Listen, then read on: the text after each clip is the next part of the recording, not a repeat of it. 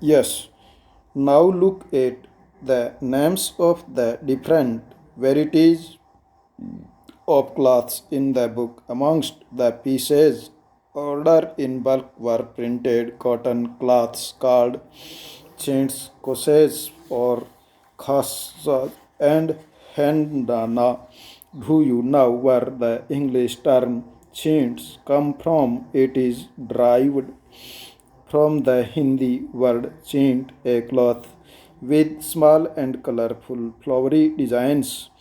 From the 1680s, there started a craze for printed Indian cotton textiles in England and Europe, mainly for their floral designs, fine textures, and relatives cheapness rich people of England, including the Queen herself, rose cloths of Indian fabric.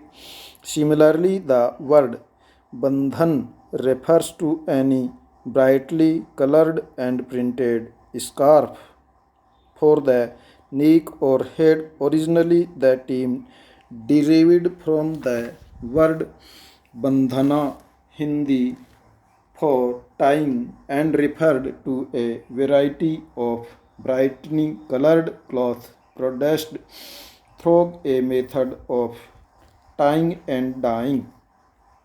Next, there were other cloths in the order book that were noted by their place of origin: Kashmir and Patna, Calcutta, Orissa, Sarpur, Singapore. Next, the widespread use of such words shows how popular Indian textiles had become in different part of the world. Next, notice the line that runs through the middle.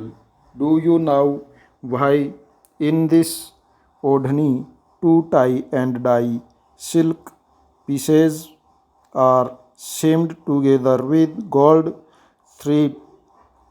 Bandhan patterns were mostly produced in Rajasthan and Gujarat. Next, by the early 18th century, word by the popularity of Indian textile, wool, and silk makers in England began protesting against the import of Indian cotton textile in 1720. The British government inserted a legislation banning the use of printed cotton textile sheets in England.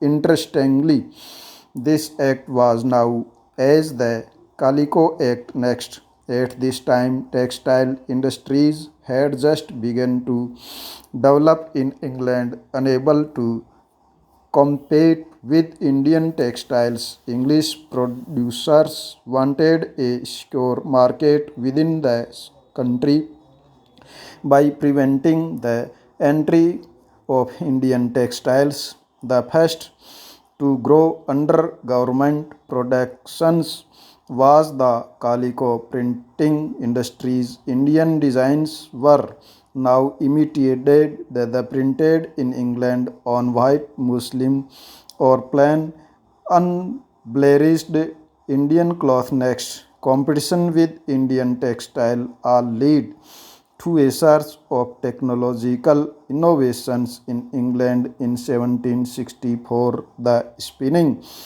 jenny was invented by John Kay, which increased the productivity of the traditional spindles. The innovations of the steam engines by Richard in 1786 revolutionized cotton textile. Wing cloth could not now be woven in immense quantities and cheaply too. Next, however, Indian textile continues to dominate world trade till the end of the 18th century. European trading companies, the Dutch, the French, and the English, made enormous profits out of this flourishing trade.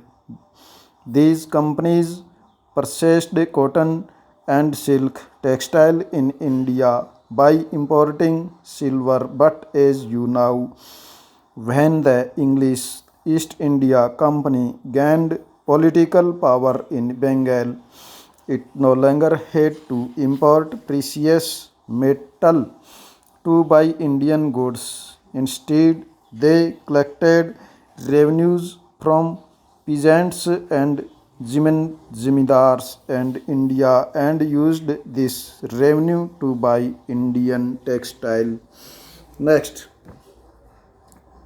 spinning jenny, a mechanic by which a single worker could operate several spindles onto which thread was spun.